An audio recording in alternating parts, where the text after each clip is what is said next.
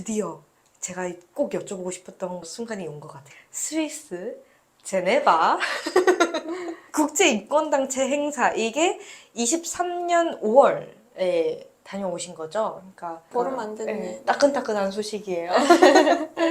요거는 이제 어떻게 가시게 된 건가요? 이거는 제가 3월 달에 뉴욕에서 이제 강의를 했었거든요. 근데 그때 아마도 기사가 좀 여러 개 나갔나 봐요. 그렇게 나가서 아마도 여기까지 연결이 됐을 것 같네요. 네, 네. 됐을 것 같은데 그쪽에서 저를 찾았다고 하더라고요. 여러 군데에서 저를 추천을 했나 봐요. 그 탈북민 스피커를 찾는다라고 하니까 아마 여러 곳에서 제 이름이 들어갔었나 봐요. 그래서 정확하게는 말을 안 해주는데 정부라고 하더라고요. 한국 네. 정부에다가 이렇게 해가지고 저를 초대했다라고 하더라고요. 어떤 스피치를 하셨나요?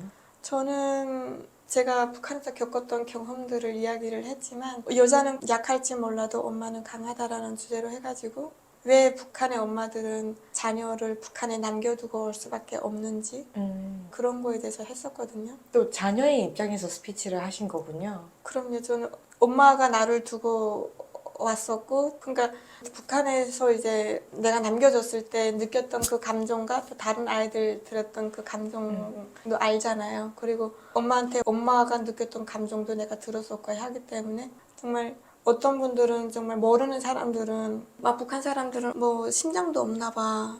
어떻게 가족을 두고 올 수가 있어? 어떻게 자기 자녀를 두고 올 수가 있어? 이런 말 들을 때가 혹 있어요. 근데 그런 말 들으면 정말 마음이 아프거든요. 정말 탈북민들은 탈북을 결정하기 전까지 정말 수많은 생각을 해야 돼요. 만약에 내가 가다가 잡히면은 잡혔을 때 이렇게 가족들한테 이게 끼치게 될 영향과 만약에 내가 혼자 가다가 잡히면은 내가 이렇게 약을 갖다가 먹고 자살을 하거나 아니면 성칼을 갖다가 손목을 긋거나 그러니까 죽을 각오를 하고 넘어오는 사람들이기 때문에 이 사람들이 왜 그런 얘기를 들어야 돼요? 남의 속은 알지도 못하면서 그러니까 그렇죠. 자녀를 두고 온 사람들은 엄청난 상처를 안고 살아가는데 어떻게 심장이 없다라고 얘기를 해요. 그 상황에 내가 겪어본 게 아니라면 그러니까요. 함부로 얘기하면 안 돼요. 그러니까요. 그러니까 저는 그런 분들한테 하고 싶었던 메시지이기도 하고 그리고 결국에는 엄마들이 탈북하게 되는 이유는 가족을 부양하기 위해서잖아요. 네. 그럼요. 가족을 먹여 살리기 위해서 근데 이제 그게 마음과 뜻대로 안 되고 어떻게 돼서 여기까지 오게 되고 그런 내용을 했었거든요. 네, 근데 이번에 가서 정말 많이 배웠던 것 같아요. 왜냐하면 세계에서 일어나는 나쁜 일들이 나는 그렇게 많은지 몰랐거든요.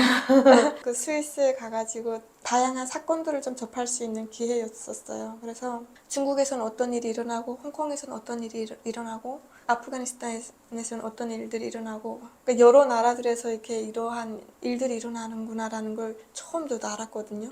중국은 뭐 일단 문제가 있다라는 건 알았지만 그렇게 중국 사람들이 막 나와가지고 구체적으로 알지는 예, 못하셨군요. 그러니까 인권에 대해서 막 토로하고 막 이런 걸 보면서 와 진짜 이래서 이런 기회가 주어지는 게 정말 소중하구나라고 중요하구나라고 생각이 되는 거예요. 그래서 가가지고 느꼈던 게 아 제발 다른 탈북민들한테도 이런 기회가 주어졌으면 좋겠다라고 생각이 드는 거예요. 맞아요. 왜냐하면 북한이 실상 이런 곳에 알려져야 되는 이유가 북한이라는 나라 자체가 여행이 자유로운 나라가 아니잖아요. 같은 북한 안에서도 내가 평양에 가고 싶다고 해서 평양에 막 다니고 백두산에 가고 싶다 해서 백두산에 막 자유롭게 다닐 수 있는 나라가 아니잖아요. 그래서 더 개개인의 각각의 사람들의 경험이 더 알려져야 되고 그렇죠. 그래야 네. 그게 촘촘하게 퍼즐이 맞춰져가지고 이제 바꿀 수가 있다고 생각을 하기 때문에 나도 북한에서 태어났지만 나는 북한 전체를 모른다라고 얘기를 했어요. 그래서 다른 탈북민들도 이러한 자기 경험을 전 세계적으로 내놓을 수 있는 그런 기회가 주어져야 된다라고 생각이 들더라고요. 많은 걸 배울 수 있는 기회였던 것 같아요. 영어로 스피치를 하신 거잖아요. 네. 떨리지 않으셨어요? 앞에 몇 명 앞에서 하신 거예요? 한 1000명은 될 것 같아요. 와, 대박. 광당이 정말 저는 그렇게 큰 광당을 처음 봤어요. 저 정말 기사 사진 봤어요. 네. 너무 떨려서 정말 네. 그 순간에는 정말 많이 연습을 했었거든요. 한국 와서 ABC부터 배웠었는데 어느새 스위스에서 영어로 인권에 대한 스피치를 부족해요. 너무 부족한 나 자신인데 정말 많은 사람들 앞에서 일단 북한에 대해서 토론을 할 수 있는 기회가 주어졌다라는 게 그쵸. 예. 정말 정말 감사하고 누구에게나 주어지는 기회가 아니잖아요. 그렇죠. 그래서 정말 정말 그 자리 자체가 영광스러웠어요. 정말 떨렸지만 일단은 잘 마무리를 어떻게 하고 어떻게 아니 지나가고 그 기사 사진 양쪽에 이제 케이시 라티그랑 네, 맞아요, 이용구 맞아요. 대표님이랑 이렇게 사진 찍은 거 봤는데 굉장히 경직된 말이 뭐예요 정말. 제가 그 현장에 가보지는 못했지만 너무 멋있게 잘 했을 것 같아요. 자랑스럽네요, 되게. 감사합니다. 네. 어머니도 되게 자랑스러워 하셨겠어요. 엄마가 엄청 자랑스럽다라고 그러니까요. 하시더라고요. 그래서 네. 나는 엄마가 있으니까 내가 이렇게 목소리를 또 낼 수가 있고 엄마가 나한테 주신 기회라고 하니까 아니야 네가 할 수 있는 게 너무 자랑스러워라고 하더라고요. 스위스라는 곳이 김정은이 유학을 갔다 온 게 스위스잖아요. 그런 관점으로 또 보면 또 마음이 좀 이상했을 것 같아요. 인터내셔널 스쿨 오브 본 거기에서 강의를 했었거든요 이번에. 근데 그 학교가 김정철이 다녔던 학교예요. 그래서 김 패밀리 멤버 중에 한 명이 다녔던 학교에 딱 가니까 좀 감회가 좀 남달랐어요.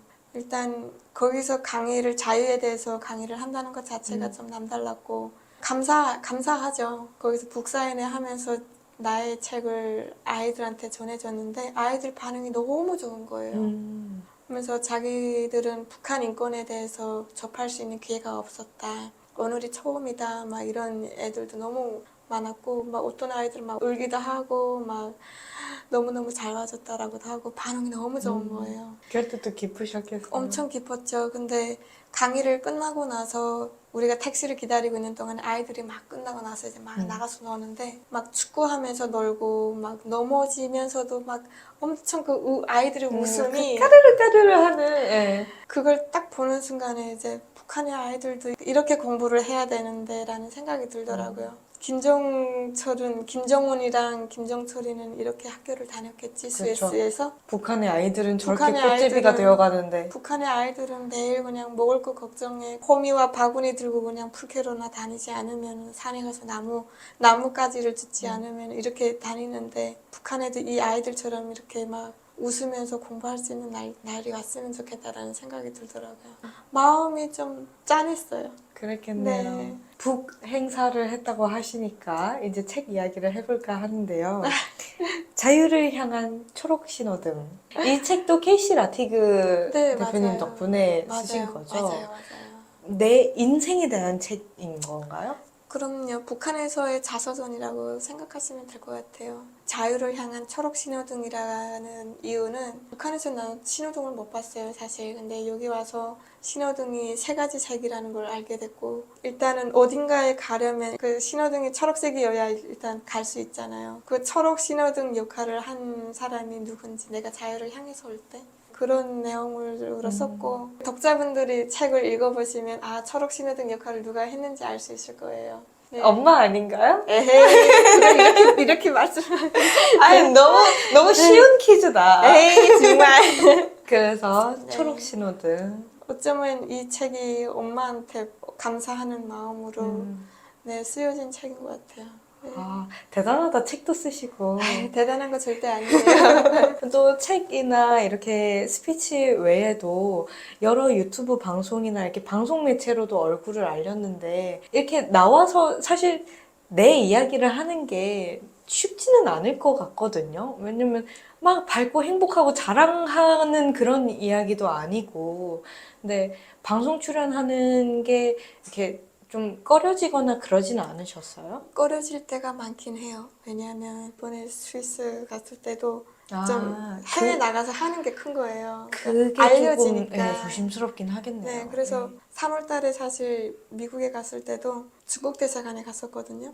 그 북한 자유연합이라는 단체가 워싱턴에 있어요. 근데 그 단체 대표님이랑 이렇게 다른 분들도 다 같이 중국 대사관에 가가지고 북한 사람들이 중국 감옥에 이렇게 억류되어 있는 사람들이 있다.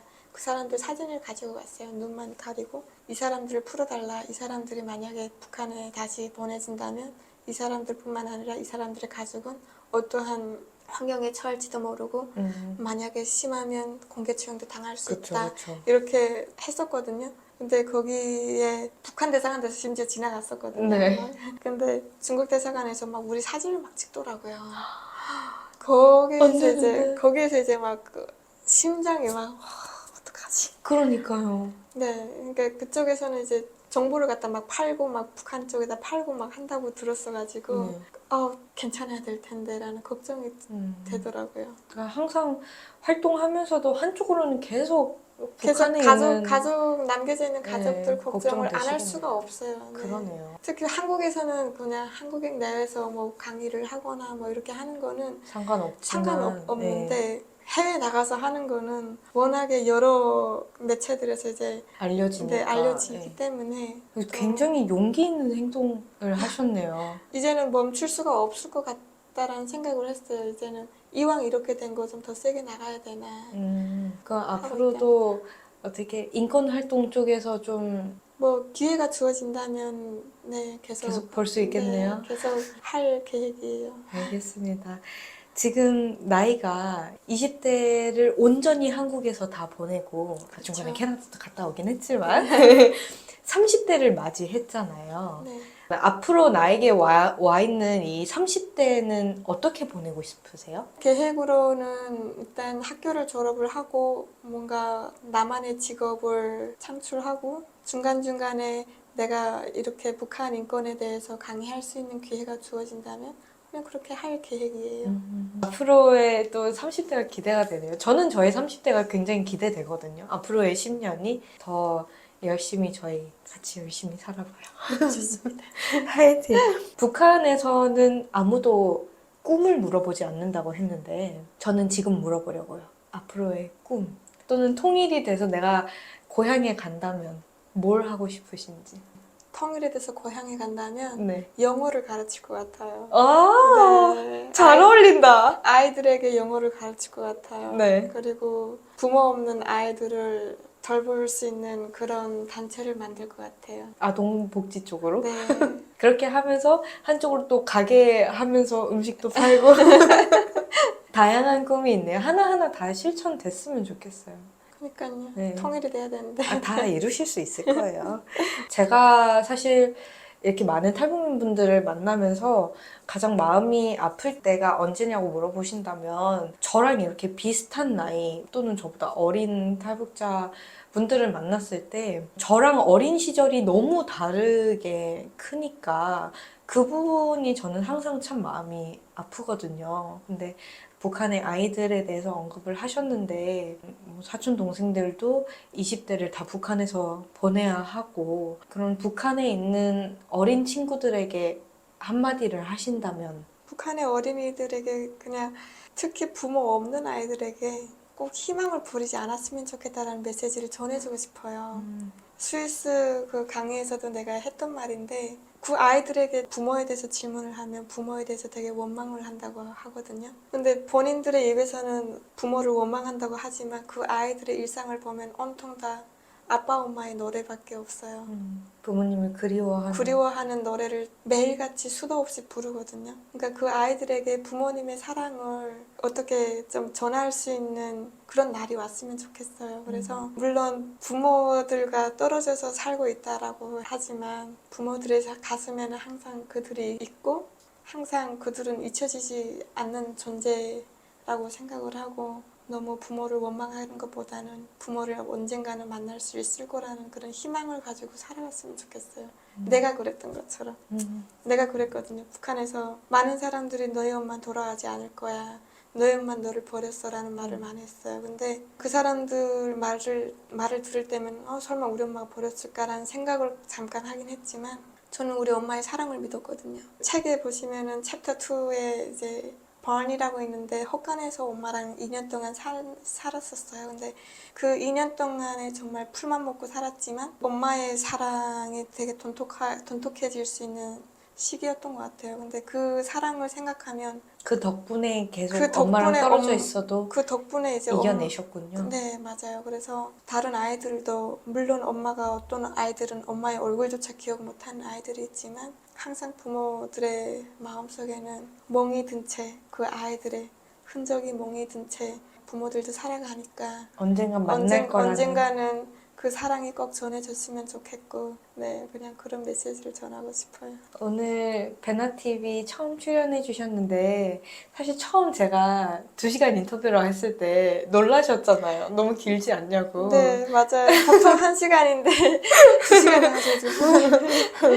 근데 어떠셨어요? 마지막 질문입니다. 출연 소감 한 말씀 부탁드려요. 또 시간을 또 길게 이렇게 잡아주셔가지고 뭔가 시간에 쫓기는 것보다는 허심탄회하게 또 다른 것보다 좀 자세하게 또 설명할 수 있는 시간이지 않았나 싶어요. 너무너무 감사합니다. 북한 인권에 대해서 관심 가져주시고 저는 사실 처음에는 몰랐어요. 내가 책을 내고 강의를 하기 전까지는 북한 인권에 대해서 이렇게 관심 많은 사람들이 있을까라는 의심을 하긴 했는데 정작 내가 강의를 하고 또 이렇게 사람들과 만나고 인터뷰를 해보고 하면은 제가 오히려 더 너무 감동을 많이 받거든요. 또 너무 많이 배워가기도 하고 또 이게 또 용기가 나기도 하더라고요. 아, 목소리를 내야 되겠구나. 예전에는 뭐 내가 먹고 살기도 힘들었다지만 지금은 그래도 그 속에서도 오히려 이제 피디님 같은 분을 만나면 제가 오히려 더 감동받고 이제 얻어가는 게 많은 것 같아요. 아, 그렇게 말씀해 주셔서 너무 감사해요. 감사합니다. 네. 제가 감사하죠.